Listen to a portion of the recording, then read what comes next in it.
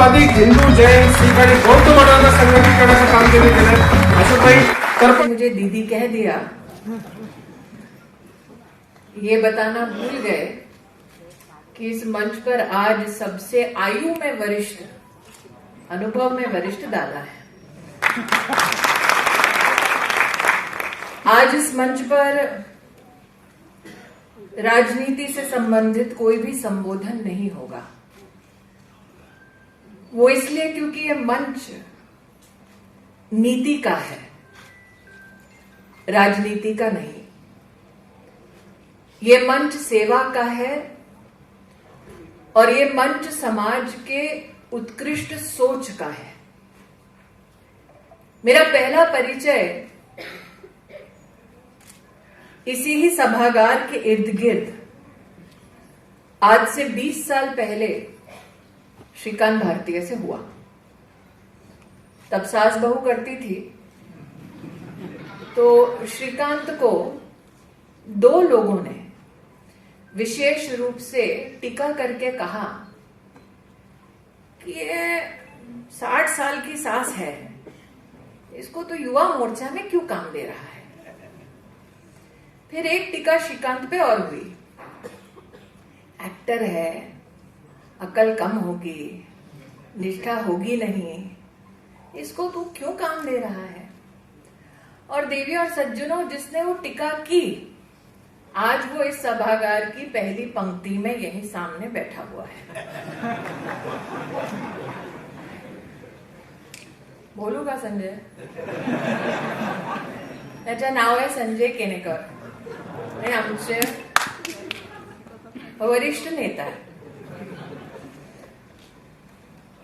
श्रीकांत ने आज से 20 साल पहले, क्या उम्र है मैं बोलूंगी नहीं, श्रीकांत ने उस वक्त कहा कि संजय मौका सबको देना चाहिए, फिर देखते हैं मौका पाने के बाद समाज को सशक्त करने के लिए ताई से कितना हो पाएगा, और जितना हो पाएगा अगर उस अध्ययन में हमसे कोई योगदान हो पाए, चाहे वो संस्कृति के विषय में हो, चाहे वो कला के विषय में हो, चाहे वो राजनीति के विषय में हो, अगर ताई अध्ययनशील रहेगी तो हम मदद करेंगे.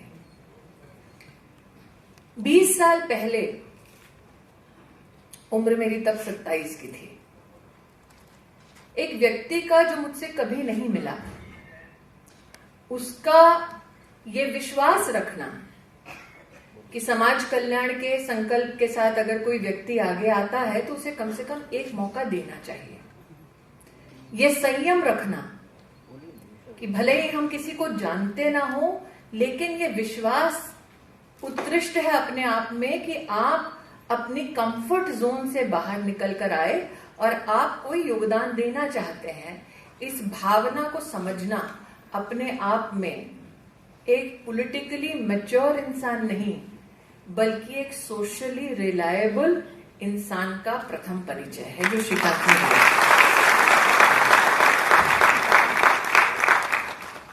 तब से लेकर अब तक भारतीय जनता पार्टी में संगठन की दृष्टि से, सरकार की दृष्टि से उत्कृष्ट कार्य करने वालों में से श्रीकांत भारतीय का नाम है.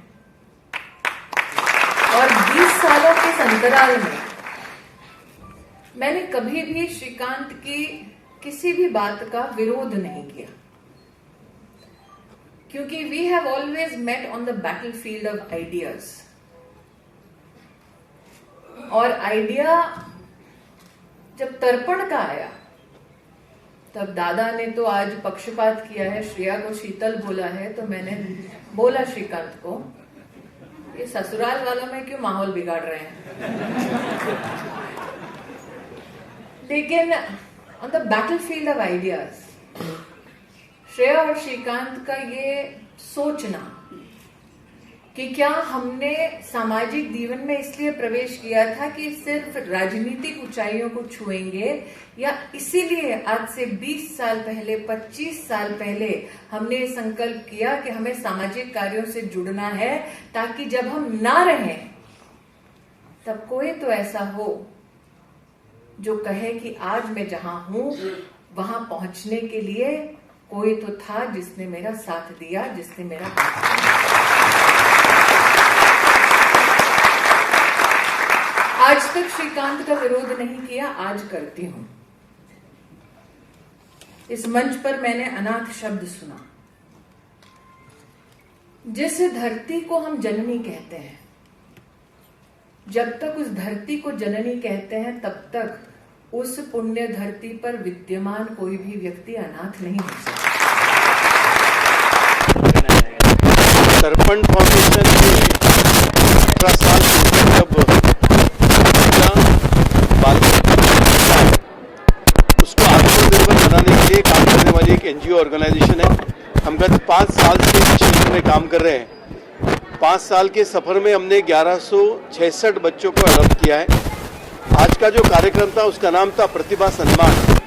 हमारे कुछ बच्चे जिन्होंने कुछ मुकाम पाया है, हम सभी को मालूम है कि देवेंद्र जी जब फडणवीस जी हमारे माननीय मुख्यमंत्री थे, उस वक्त उन्होंने बाल गृह से निकले हुए ऑर्फन बच्चों के लिए 1% रिजर्वेशन का डिसीजन किया था और उस निर्णय की वजह से तर्पण फाउंडेशन को इस क्षेत्र में काम करने के लिए एक अच्छी पहल मिली और उसके तहत आज हमारे 5 बच्चे पीएसआई बन चुके हैं, हमारे 2 बच्चे सेल टैक्स इंस्पेक्टर बन चुके हैं, हमारा एक बच्चा आरएफओ बन चुका है, हमारे कई बच्चियां जिन्होंने नर्सिंग में काम कर रहे हैं, हमारी एक बेटी अभी लंदन में पढ़ रही है, हमारा एक बेटा अभी एमबीबीएस पढ़ रहा है। ऐसे सारे बच्चों को हम फेलिसिटेट किया आज, जिसका नाम था प्रतिभा सम्मान। और 5 साल के सफर में हमें समझ में आया कि समाज का ये जो सब्जेक्ट है ऑर्फन आफ्टर 18, जिसको आफ्टर केयर कहते हैं, इस विषय को लेकर कोई रिसर्च नहीं है, कोई पीएचडी नहीं है। और इसलिए तर्पण फाउंडेशन ने आज तर्पण orphan research and development academy centre का इनॉग्रेशन किया है और जिसके तहत ये देश का पहला सेंटर होगा कि जिसके अंदर ऑर्फन इस विषय को लेकर एडॉप्शन हो, फोस्टर केयरिंग हो, ऑर्फन आफ्टर 18 हो, इस विषय को लेकर हम अभी सारे लोगों को मिलकर रिसर्च करने जा रहे हैं। जैसे सारिका ने बताया, मेरा नाम नमस्ते, मैं गगन मल्होत्रा। 18 साल कोई उम्र नहीं है जहां पर इन्हें अनाथ आश्रम से बाहर निकाल दिया जाता है। तो तर्पण फाउंडेशन ने 2021 में महाराष्ट्र सरकार के साथ एक एमओयू साइन किया, जिसके तहत बच्चे जैसे 18 साल के होंगे उनका डेटा गवर्नमेंट हमें प्रोवाइड करेगा। पिछले 3 साल में अभी 1161 बच्चों का हम उनका पुनर्वास कर सके हैं, जिसमें हम उनका रहने का, उनके खाने की, उनकी डेली नीड्स और सबसे इम्पोर्टेंट उनको एजुकेशन, जिससे वो अपने पाँव पे खड़े हो सके, उनके ऊपर हमने ध्यान दिया है। इसी का कुछ रिजल्ट आज यही था कि कुछ बच्चों ने एमपीएससी क्रैक करके पीएसआई बन चुके हैं। उसी के साथ साथ नर्सिंग के अलग अलग कोर्सेज किए, पुलिस कांस्टेबल बने हैं और अभी कुछ एमपीएससी के लिए अपेयर कर रहे हैं, एमपीएससी यूपीएससी के लिए। तो हम बेसिकली इससे हमारे ये जो बच्चे हैं इनको एक पुनर्वास होते हुए, इनका नया जीवन दान करते हुए कि मतलब 18 साल के तक उन तक जो अनाथ आश्रम में चीज़ें हुई हैं उसको आगे कैसे अच्छे से शेपअप करके उनके माता पिता बन के, उनके भाई बहन बन के, उनके लिए कैसे हम एक रिफॉर्मेशन लेके आ सके। तो हम पूरा सिस्टमेटिक डेटाबेस ओरिएंटेड ये महाराष्ट्र सरकार में पिछले 3 साल से काम कर रहे हैं। अभी आज के इस अवसर पे जब हम यहाँ पर तर्पण orphan research academy development centre की बात, टॉरेक की जो हम बात कर रहे हैं आज, जिसका इनॉग्रेशन स्मृति ईरानी जी के हाथों से हुआ है, तो इसके तहत हम पूरी इसकी डिटेलिंग में जाने वाले हैं कि मतलब पूरे हर राज्य भर में अलग अलग क्या क्या इनके लिए योजनाएं रखी गई है, जिससे इनके बेटरमेंट की हम बात कर सके। कैसा है, महाराष्ट्र सरकार एक पहली स्टेट है जहाँ पर यहाँ पर हम ये काम कर सके हैं। कहते हैं आकाश बहुत बड़ा है, तो हम कितने उसमें से हम वाटअप में उनकी मदद कर सके इन बच्चों की, हमारी वही हमेशा इच्छा रहेगी। स्मृति जी ने कहा भी कि अभी वो केंद्र सरकार के साथ तर्पण रिसर्च सेंटर का एमओयू भी करेगी, तो ये हमारे लिए सबसे बड़ी बात है। धन्यवाद। सबसे पहले तो आपसे इंट्रोडक्शन जानना चाहेंगे आपको, और इस दर्पण को लेकर किस तरीके की सोच रखा था, और आज यहाँ पर सभी मंत्रियों के साथ साथ आम जनता भी मौजूद थी, क्या कहेंगे? सबसे पहले तो सबको नमस्कार, मेरा नाम सारिका मल्होत्रा, मैं CEO हूँ तर्पण फाउंडेशन की। 18 साल के बाद बच्चों को अनाथ आश्रम छोड़ना पड़ता है, उनके पास ना आधार कार्ड ना पैन कार्ड, रहने की जगह नहीं, खाने के लिए कुछ नहीं। तो इस सोच से बना था तर्पण फाउंडेशन। हम उनकी पढ़ाई लिखाई, रहना, खाना, हर चीज़ का इंतज़ाम करते हैं। कड़ी मेहनत से आज ये बच्चे कुछ PSI ऑफिसर बने हैं, कुछ MBBS कर रहे हैं, कुछ इंजीनियर्स बने हैं, अलग अलग अपने पैर पे आप खड़े हो चुके हैं। दया की ज़िंदगी इनके लिए कभी थी नहीं, हम इनके पीछे सारे खड़े हैं। हम मतलब तर्पण फाउंडेशन, इस फाउंडेशन में 60 डायरेक्टर्स हैं, हम सब मिलके ये करते हैं काम। सबसे पहले नमस्कार, मेरा नाम पूजा नेवाड़े है। मैं प्रॉपर अकोला से हूँ। वहाँ पे आनंद आश्रम करके एक आश्रम है, मैं बचपन से वहीं पे पली हूँ और मेरा पूरा बचपन वहाँ गया है। अभी फ़िलहाल मेरा MSc कंप्लीट हो चुका है कम्युनिकेशन एक्सटेंशन में। अभी मेरा फिर से MSc चालू है न्यूट्रिशन एंड डाइटेटिक्स में।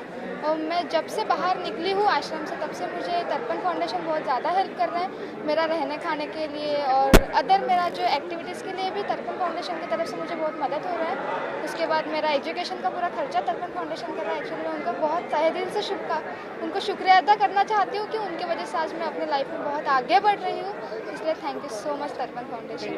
अजय सूर्यवंशी, मैं अनाथ आश्रम से बाहर आया हूँ, फिल्म प्रोड्यूसर हूँ मैं और तर्पण से जुड़ा हूँ मैं।